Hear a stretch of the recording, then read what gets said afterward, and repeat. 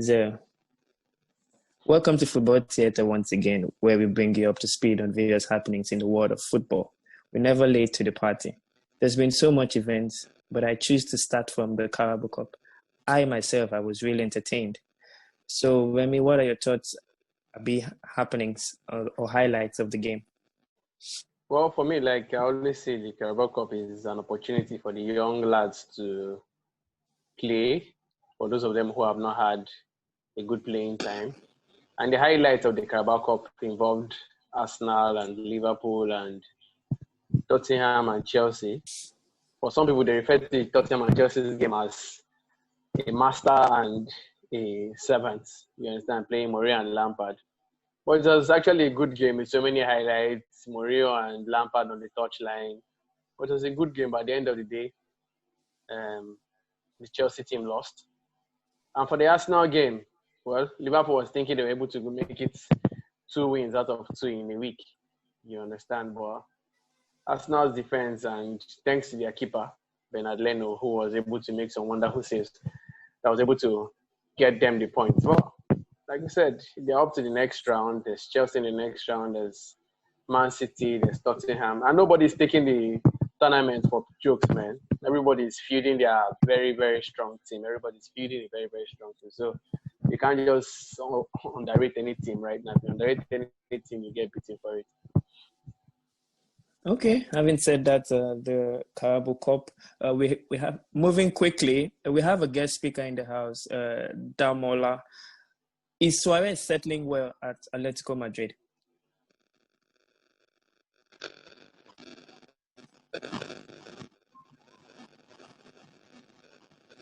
Hello? Yeah, we can hear you. Damola, shoot. What's your question? I can't hear you. Is Suarez settling in well at Atletico Madrid? Yes, so far so good. His first game, I think Diego Simoni actually knew what he was doing when he brought Suarez to the team. So to help Diego Costa, at least to back in the best, probably average of 10-15 goals in the season. So his first game with Atletico Madrid, he scored a brace, and I know he's going to get more goals this season. On the average scale of 10-15 goals per this season, yes, my competition. I'm backing him up for that. Okay. Barcelona is having a fine start to the La Liga season. Bosco, can they win it, having started like this?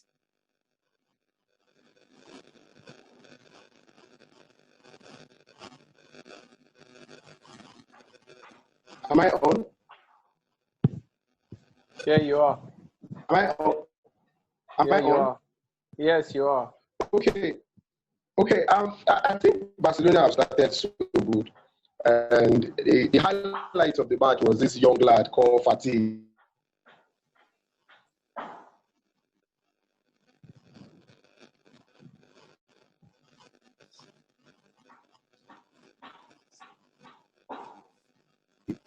I think he played a very fantastic football. So hopefully, so they can win the league. They can win the league this time because I can see Madrid not playing to their potentials. So I think Barcelona this time around. Okay. With the Champions League draws out, there's a lot of mouth-watering fixtures we can look forward to. Like we have Ronaldo and Messi, Conte, Zidane, Suarez and Bayern, Lukaku versus Madrid, Ramos, PSG and Man U. Okay. What are your thoughts, Bosco? Okay. The most important thing is that Champions League is back, and I'm excited. And I think the interesting match is Juventus versus Barcelona. I think Ronaldo and Messi, the rivalry will come back again. A lot of people are talking about the goal of the thing. So let's see what will happen. It's an exciting game. And I think in this time around, Manchester United, I don't see them qualifying that group because they have the likes of Leipzig and PSG, and they are not making any signings. So what do you expect? So I don't see them qualifying that group. As for Lukaku, awesome player, he has been fantastic, and he's proving Man United wrong. all over the game, scoring goals. I think he got an award on Friday or Thursday thereabout. So it's a game to watch too. It's a game to watch too.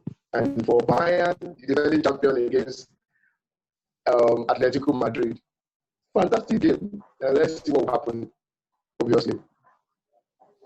Okay, Remy, who do you think will drop out? Who will make it to the finals on May 29th in Istanbul? Well, if I'm going to give you a name, I don't want to get myself wrong in a few matches. But I can actually tell you those who will drop out.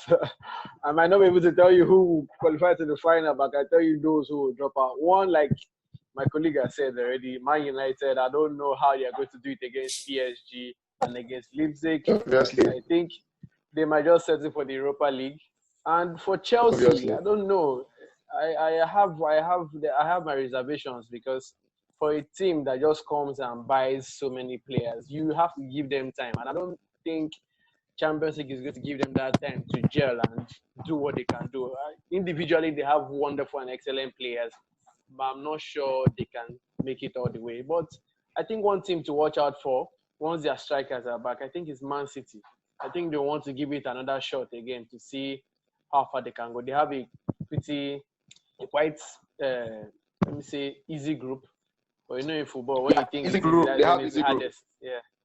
They have easy group, but you guys, you should watch out for Atlanta. Atlanta, they are other dogs, and they are very, very good. You guys should watch out for something, let me say, explosive coming from Atlanta, that Italian side. Because I watched their game against PSG. I watched their game against PSG. Actually, Atlanta, I would take Atlanta as underdog.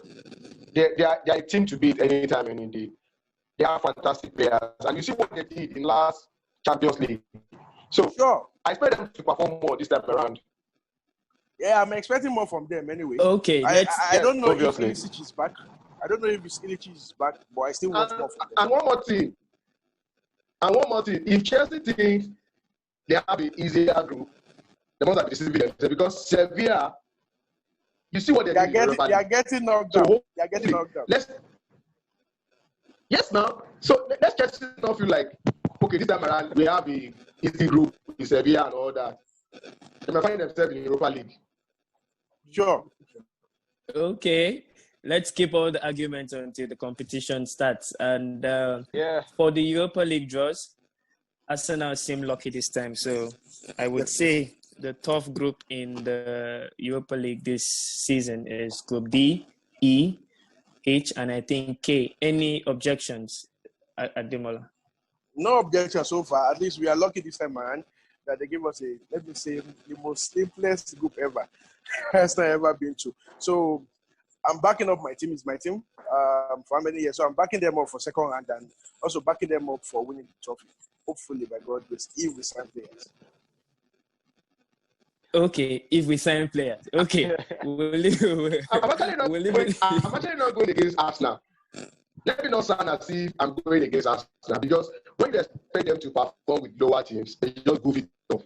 So, a lot of people have been saying they have an easy group. But you know Arsenal, when you expect them to perform, they just come and perform magic from nowhere. No, please. Arteta on the wheels.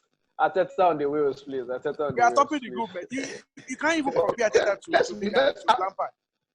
Looking at the resources they both have, Arteta and Lampard, you can't compare the two together. Looking at it, right from the day he came in as Arsenal boss and the day Lampard came in as Chelsea boss, look at it very well. The resources each team are having. Look at Chelsea. Look at Arsenal. He at least last season, last campaign, he tried as much as possible to bring Arsenal back to European top flight. At least that's one thing. That shows you, this guy is a good coach. He only need good resources, let me say good players. As we are saying, we want our weird party. If they can get him very well, I'm telling you that they are winning the trophy. Okay, those that are winning the trophy, we'll see sometime next year. Okay, so coming back to the Premier League, last weekend we had many talking points and gist. I would start with how effective was the VAR. or how effective has the VAR been this season, Remy? Well, for me, I think it's not just only about the VAR. It's about the officiating entirely in England. It is very embarrassing. You understand? It is really, really embarrassing. Let's even leave the VAR out of it. The officiating standard in England is going lower and lower every day. Even with the VAR here already in England, they are still making it very difficult. You understand? There are some decisions that are being made that are very, very questionable. You understand? If not for this season, previous times, you have to start begging the referee to go and watch at the TV by the pitch. And even when they still go, they still make some very, very crazy decisions. Well, I don't know how long England can continue to have decisions like that in a league that is rated as one of the best in the world. If there's anything that is wrong in England, I think it is the officiating. It goes beyond just the VAR. The officiating entirely. Sometimes they make decisions and they refuse to go to the TV to watch and to confirm and say, okay, this is why I made the decision. They just let it fly. And week in, week out, it happens. We just have one bad day or the other. We have never had any good day in England for the past how many seasons? It's really, really bad. It's really, really bad. It's not working at all. Bosco, I think you have a comment for VAR because it was your team that. Let me say this: like VAR is actually killing the game. I must confess, it's killing the game. I saw what happened against Tottenham and Newcastle, where Eric Dyer was not even facing the ball, and a penalty was awarded to Newcastle. I'll just imagine when the likes of Peter Crouch were playing that has a longer hand. Then I wonder how many penalties will be awarded against him. VAR is actually killing the game. Although on the referee part, they've not been. I think the VAR is actually confusing the referee. They've been bad all along, but the VAR is actually convincing them more right now. Some rational decisions are being taken, and it's actually killing the game. The excitement is no more there. The excitement is not much there, but you won and had 3 points last game. Well, so how is it killing the game? For me, sorry to interrupt you guys. For me, the rules given by FIFA, I don't see anything wrong with it. Because VAR is not only in the Premiership. We have La Liga, we have Scottish Premiership, we have everything. Now, the rule is that once you are jumping to head the ball in box 18, Abi, let your hands be closer to you, stay glued to you. It's something they can adapt to. Why is it that we always have issues with officiating in England? Why not the other part of Europe? It's only in England we have the problem. Look at Spain. Look at Italy. Their problem is not even all these small problems we are facing in England. I feel number one, I know, basically, English refs are the worst because you hardly see them in World Cup. They are the worst. I know that one. But the latest rules about from FIFA, rather, I don't see anything bad with that. It shows you that whenever you want to jump to head the ball in box 18, make sure you do the needful by doing what? Your arms by your side, firmly by your side. So normally you don't jump and put your hands in the air. But the case of Tottenham is a little bit confusing because to me, I feel that header from Andy Carroll should not be penalty. But FIFA said it should be penalty. So I think VAR is not the problem. VAR has done so good that many harm. We all know this. Because there are some ball that will drop inside box 18 and feel like, this is a penalty. But when they check it, it's not a penalty. So I'm backing up VAR very well. Like I'm backing it up. But it's just that so many coaches and many referees they are not using their initiative to ref. Look at Arsenal game against Look at Arsenal game against Liverpool this week Monday. Look at it. The ref was supposed to give Mane yellow card, but it was like, just play one. So many poor officiating stuff coming from England ref. They are very worst when it comes to officiating. So, but VAR, I'm back to VAR, honestly. Okay, let's pause on the VAR gist and we continue. Liverpool, Leicester, and Everton show no signs of backing down. What do you think, Remy? Well, we can see what Ancelotti is trying to achieve with Everton. You understand that is the way to buy players. Actually, due respect to Chelsea, you understand, but that is the way you buy players. You identify where you have your lapses and you correct them. You don't go overhauling the team and meanwhile you know that you don't have that time for them to gel. Ancelotti identified what he needed. He needed a midfielder. He needed defensive midfielder. He made sure that okay, those holes were being fixed. And you can see it's paying off for him. It is paying off for him really well. It's paying off for him.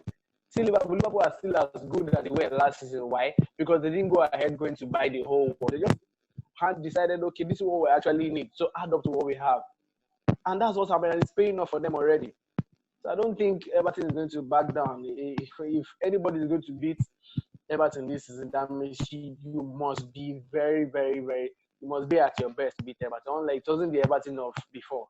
I don't know how some of the teams who have not been able to sign any player be able to handle teams than Everton. Due respect to Man United, but it's looking at the squad depth. Looking at the squad depth of Everton currently. Actually, I'm backing them for top 8, not even top 6, because bringing Alan, bringing Rodriguez, bringing everybody together, you can't tell me you can make top 4 easily like that. But Ancelotti is a top class coach, good tactics and everything. I watched their last game and they're like, wow, they are really balling. You understand? They're really balling. Away now they are facing Brighton today. Definitely, I'm expecting another point, but I think Alan picked up injury yesterday or the day before yesterday, so that might be another setback for them. But definitely, the core is there. They are performing very well, but I see them going to Europe next season, not Champions League. Never. Okay, so that means Demola, you're saying Everton is going to continue the final run against Yes, they are winning today. 3 points. They get another 3 points today. Okay, so Bosco, can Aston Villa stop high-flying Liverpool today?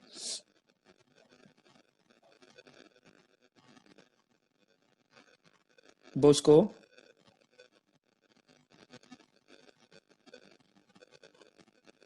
Yeah, I think it's off. Let me come in for him. If Aston Villa are able to do it against Liverpool, well, I don't know. But with money out already due to his test came out positive to the COVID-19 issue. But I don't know how they will handle it. But I think it's going to be a good game. But I think Liverpool will come out on top. Yeah, they have a way of doing these things. They just have a way of doing these things. They just have a way. When you think they're going down, man, they just have a way of doing it. So I think they will come out on top. Sure. Looking at their new goalkeeper, this from Arsenal, Emiliano Martinez. I think Martinez. Yeah. I think Aston Villa are trying to build up something, but definitely any day, anytime, Liverpool is their boss, you know. So Liverpool is going to win them outrightly, even though Mane is not playing today, and the team depends on Mane most times based on his strength and ball movement, everything. But I think Divock Origi should come in. I don't know the type of formation they're going to use today, but definitely I'm still backing Liverpool to beat Aston Villa. Okay, and later on today we have Leeds United versus Man City. We have Lampard playing Crystal Palace in the early kickoff. So, what do you guys think? Your predictions? I think for the Leeds and Man City game, there are two high-scoring sides. I don't think there's any game that Leeds has played this season that they have not had at least 2 goals, irrespective of the guys that they are playing, irrespective of who the opponent is. But I think it's going to be a very tough test for Man City because Man City is even actually playing away. You get, but like most people say, Man City, whether home or away, it's always the same thing. Because I don't know why that is, but I think it's going to be a very tough test for Man City actually. But I see Man City reaching it, even with the fact that Man City don't have their strikers available, but Man City will definitely come out. Yeah, sure. So, Demola, what are you guys saying about Manchester United versus Tottenham? Manchester versus Tottenham, I think it's going to be a very dicey one because when you look at it, Manchester on the other side are struggling. Tottenham on the other side are struggling as well. But I think it's it's another test again for Mourinho, but like I think it's going to be a very dramatic game. It's going to be a dramatic game because Mourinho on his own is a drama king, and he's going to a team where he has managed before. Well, I think it's going to be full of various interesting scenes. I'm going for a draw in that game anyway. Which game are you going for a draw? Which game? Man U Tottenham. Definitely. Full-time draw. Full-time draw, bro. Okay. For me, for the Man U game, it's full-time draw, like I said.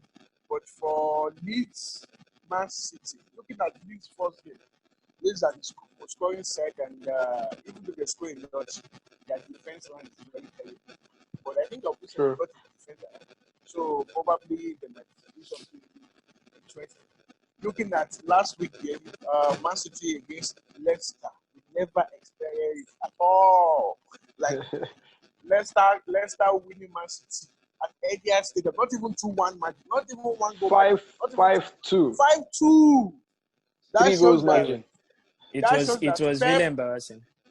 That shows that Pep have a lot of things to do. So, well, I will back the biggest club Premiership so far correctly. I will back Man City from my expecting goals. When I mean goals, over 2.5. Let the floodgates be open. Open, my brother. I'm expecting 4 goals in that game at least. But for Leeds, definitely I'm going to Liverpool going to beat Leeds. And Crystal Palace, Chelsea, even though they are guessing, it's the same thing. Zaha is going to give them a lot of problem today because I see Zaha threatening that defense. He's going to open that defense a lot of times. Dribble them in and out. But definitely, they can shock us. They can actually beat Chelsea because Chelsea, they are not. They are still struggling. But as a big team, one of the big teams in London and the Premiership, definitely, I'm giving Chelsea 1x. Either win or not. And also, that is also a London derby. So it's really, really going to be a tough. It's really a tough game. Crystal Palace, I think Crystal Palace have 4 points now, or thereabout. They are in a very good position. So anything can happen. Anything can happen. They can actually beat Chelsea. Don't underrate any team now. But the team that's the Premiership for you. Don't underrate anybody. But I can say some teams that going back to Championship start from their first game down one day. Fulham, yeah. Fulham, they are going back to where they came from. This is normal. But I see Leeds staying, and these people might go back. Sheffield might go back to Championship if there is nothing. But Brighton will not go. Newcastle, now, they can still go and come back. They are winning now. They can struggle on the last day, like Allardyce is their savior. Okay. Let's moving on quickly. It's the transfer window. Transfer window ends on October 5th. And who is moving? Who is staying? What are your thoughts, Lemmy? Well. The transfer window this season has really shocked so many of us, and so many teams that are expected to do so well during the transfer window has not really been doing very well, like Man United. And I've been seeing some moves. You have Bale coming back to Tottenham, having so many things. Arsenal struggling to sign Partey and Ara. Then who else again? Man City signing defenders, and I heard they still want to sign another defender again. And Man is still trying to see what can happen if they can still bring the 120 million euros that Dortmund is requesting for Sancho. Well, I think that's final day, which is on Monday, 5th.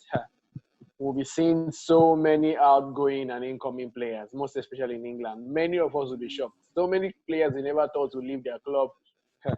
I think we're in for surprises on Monday. I think on Monday is less than 48 hours from now. I see so many things happening. So many shocking transfers, I think. Sure. Okay, so Dimola, what do you think for the transfers? For me, looking at, let me start from my own club. From last year, look at it now. We are having the ups and downs just to sign 2 players, 2 needed players at the moment. We have Aura and we have on the board field. That's number one. And looking at Man City are buying players, but people need to talk about Pep and the signings. They are level to this thing. You can't just sign player because you have a problem. Look at when he took over. He bought Stones, 50 million. I can remember vividly. He bought Stones. After one season, Stones dropped form. Players can drop form. You don't expect players to stand, to be in form all this while. The money they know. Yeah, I know there is money. But that's what, okay, they have money, but they don't buy quality players. Good, that's why they can't win Champions League with the money they have. Yes, with this, take a look back at when Ronaldo was at Madrid. With the squad depth they have in Madrid back then, average player is 26, 27 years old. They were still able to win Champions League 3 times in a row, bro. Even though they have money, but they're not spending like Man City. Well, that's not about that. They bought a new guy from, I think, Benfica some days ago. I hope the guy is going to go hard like Company too, because they're still finding it hard to replace Company. And for Manchester United, Sancho matter is becoming so frustrating on the TL, on the Twitter timeline, because most times Sancho agree this. I feel Edward, Woodward, whatever his name is not doing the best for Manchester United supporters, because Man U can actually buy this guy outright without any complaint. So what is stopping them from buying Sancho? And don't get it wrong for me, Sancho is an overrated player for me. I believe he's good, but I would like to be an overrated player. You come to Premiership, I can tell you categorically you might not bang him more than 15 goals in a season or competition. So what I would Honorable, don't judge him until he arrives. I'm not judging. Yeah. I'm not being biased about this. I'm not judging. He's a baller, yes. But I feel I would like to. He's a baller. How I wish this guy is on form. He's in form rather. This guy, Dembele. If Man can seal Dembele, and Dembele has no injuries from whatever, Dembele is a good player. Okay. Sure. Having said all that, Remy, give a vote of thanks to our followers, our fans, our friends, and haters and our well-wishers. Well, thank you so much for joining us on Football Theatre. And we hope to do this and serve you every week and every game, give you all the analysis, everything you need just to make it worth following us. So don't forget to always retweet, like, share, do whatever it is, because, man, we have so many things to give you guys. Thank you guys for those who have been following and retweeting and liking. Thank you so much. Okay, thank you so much, Damola, for calling in short notice, and we hope we'll see you on our page almost all the time. Definitely. Okay. Thank you. All right, guys. Bye-bye. Have a good day and weekend. Cheers. Enjoy the beautiful game of football. Yeah. Bye. Sure.